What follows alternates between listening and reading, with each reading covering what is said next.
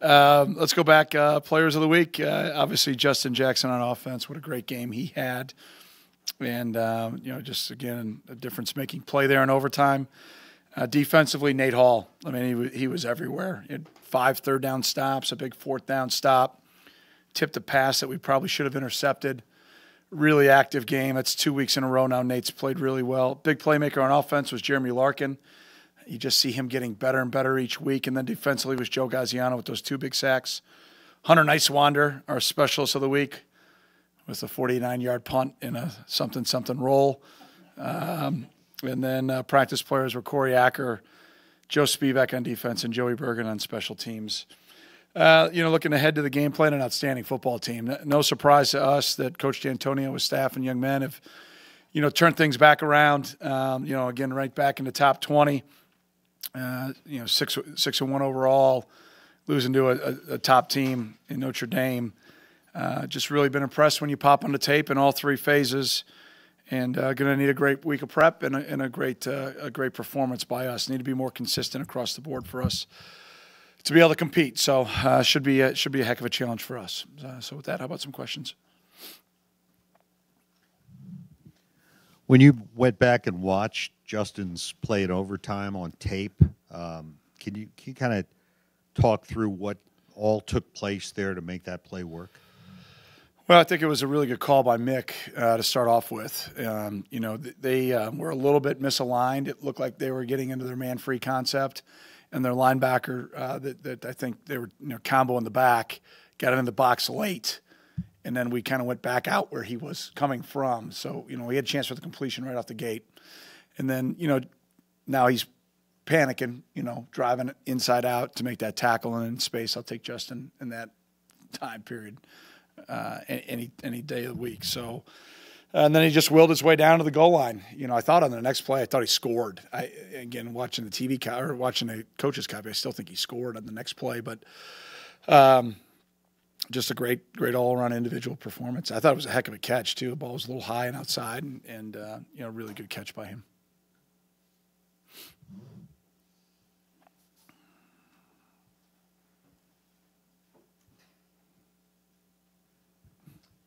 Was this Hunter's punt aside, best game from a special team standpoint you've had? A couple of punt returns, field goal into the wind.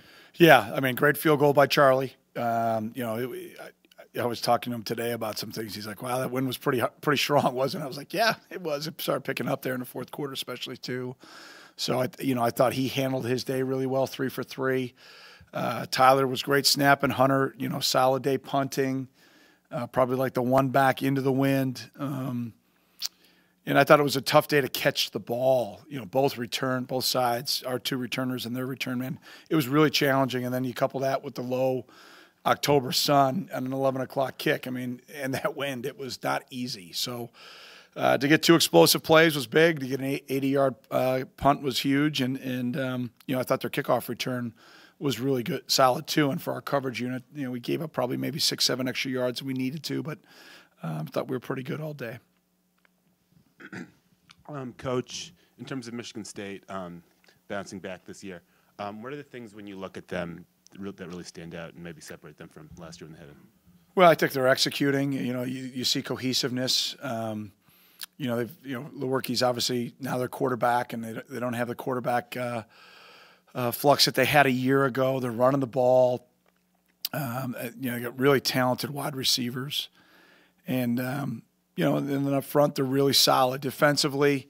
You don't see them making communication mistakes. I remember getting ready for our game a year ago, reading Mark's comments about self-inflicted wounds that they had, mistakes that they had been making, and just from a communication standpoint, you just don't see that happening right now. And then they got great team speed. They've recruited very well.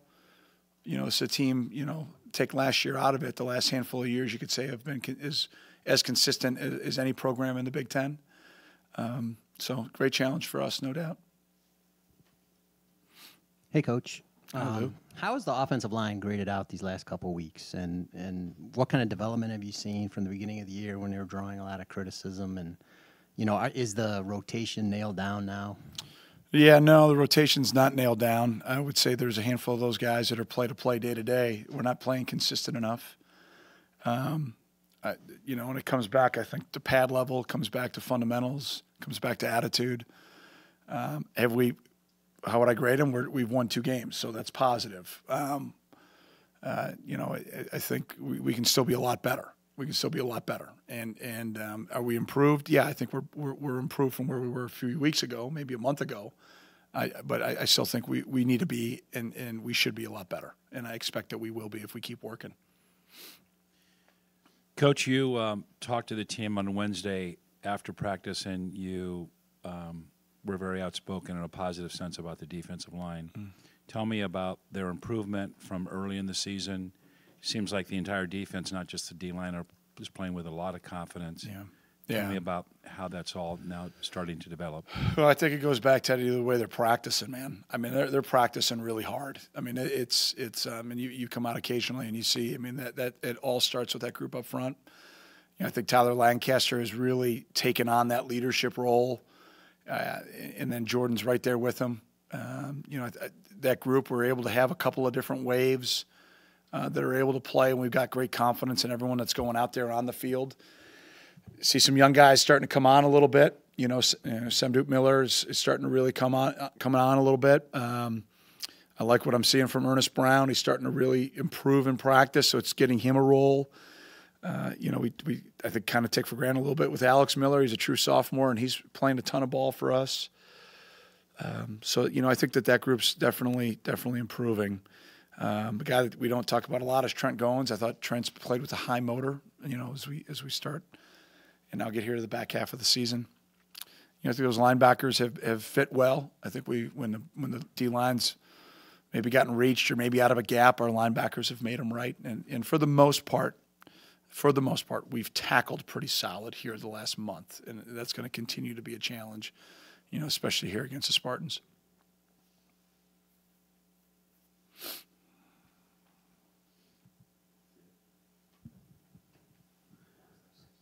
Coach, can you talk about Jeremy Larkin, what he's stepping in, getting a touchdown for you guys, and how he's come along spelling Justin?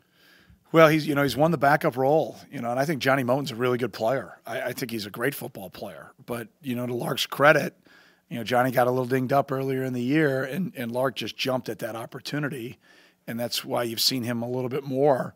But John's ready to go, and John's competing. But with a healthy Justin Jackson, it's going to be probably just spelling him here the last 5 weeks of the season. It's great to see Justin healthy, but I think Lark's got a bright future. You can see his speed.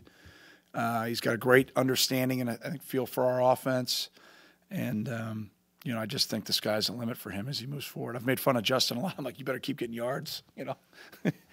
28's going to be coming for you. So he doesn't like that very much. So I'm going to keep saying it, though. It's kind of fun. What took making so long, and is it unusual for a guy to be like invisible for 3 years and then all of a sudden become an important part of the offense? You talking about Macon Wilson? Well, you could probably say the same thing about Austin Carr last year, right? I mean, everybody just matures a little bit differently. Make had some little nagging injuries earlier in his career. He wasn't. I wouldn't say he wasn't the biggest receiver when we brought him in here. He needed to get in the weight room and get stronger, and he has. And then I think he's always had really good hands. He just needed to get his confidence up, and looks like it's in a pretty good place right now. Yeah, speaking of confidence, when a kid goes from being what he was in high school and all of a sudden he's invisible, do you have to talk him through sometimes, or does he come and see you and ask, what can I do? Or Yeah, I mean, I meet with the guys frequently, one-on-one. They spend more time with their position coaches, obviously, and they're talking about specifically, what they need to improve on to get themselves in the rotation on the field. And again, like I said, for some guys, it happens right away. You got the Miller brothers right away, instant impact players. And then there's other guys that it takes a year or two. Some guys it takes 3. But I learned a long time ago, you never give up on a guy. You just keep coaching the heck out of him, and you hope at a certain point that light switch kind of goes on, and for Macon, it's done that. So thought he had a really good game Saturday. You know, he liked the fourth down play back, but outside of that, I thought he played really well.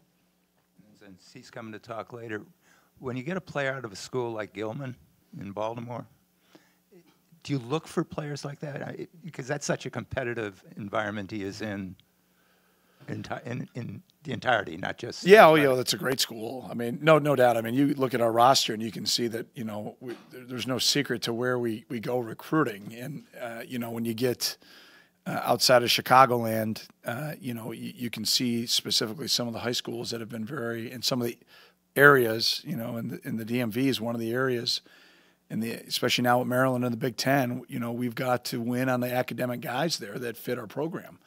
And Bob Hefner does a great job of recruiting for us on the East Coast. So, you know, we spend a lot of time out there, and you know, to have, you know, multiple guys, you know, from there, it's a great job by Bob, and just thankful to have those young men.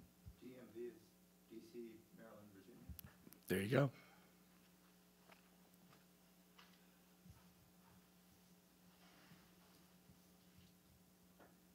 Fitz, if you had to identify one or two things that Clayton needs to work on to get to maybe a next level of play, what would you identify those as? Probably like our entire offense, just consistency. You know, I think we had some throws out there that we missed on Saturday that, you know, probably end up being some explosive plays.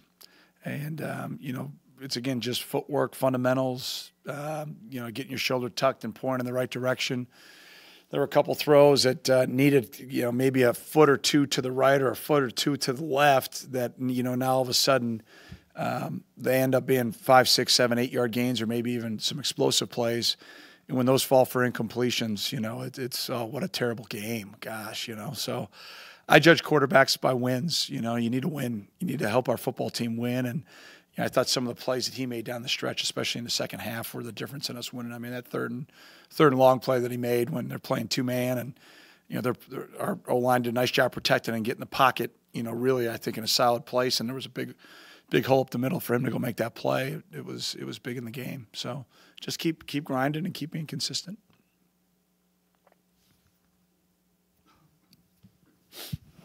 Coach, this is sort of a time capsule question. In 95, before the 95 season, in the media guide, it has questions to players, and one of the questions to you was, if there was one thing you would change about the world, what would you change? And you said you'd put a dome over Ryan Field. Mm-hmm. Would you still like to see a dome over Ryan Field? Yes. Yes. Retractable roof. With a retractable roof? Yep.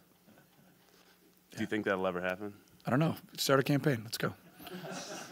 Why not?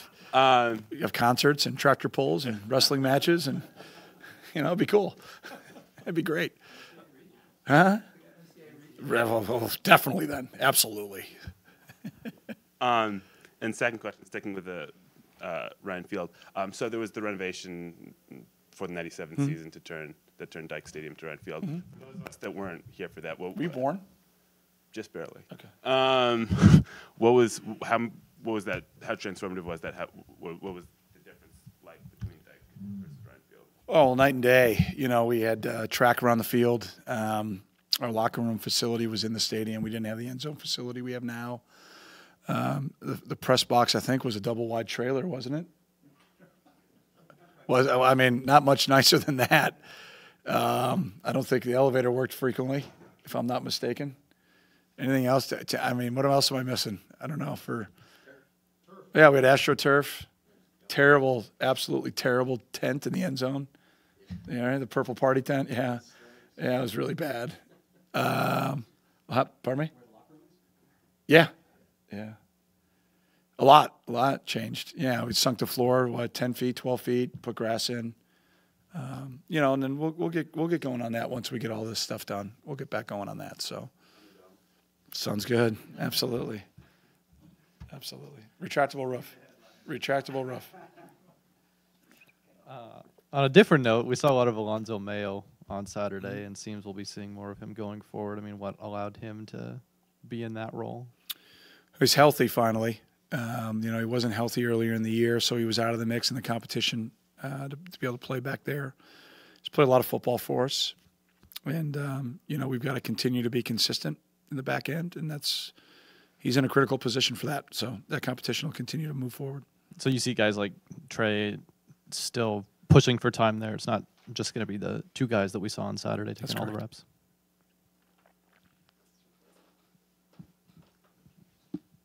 As you mentioned earlier, Sam Miller and Alex Miller have both been really contributing to this team. Do they push each other in practice? Are they like competitive? Yeah, like steal each other's toys and take each other's Legos and stuff like that. No, I mean, I don't see any like sibling rivalries out there on the practice field. I know they're first of all, they're from an amazing family, and they are grinders. I mean, they work their rear ends off at practice. They're both really good students, perfect fit for the program, and they're making a huge impact right away, both guys. I mean, Alex here last year as a freshman, now again as a true sophomore, and Sam Dupe coming early, graduating high school early. We kind of had a pretty good idea he'd make an impact this year, and to see the impact that he's having has been great. We're going to need him to continue to develop, become more consistent, but really, really proud of those two guys.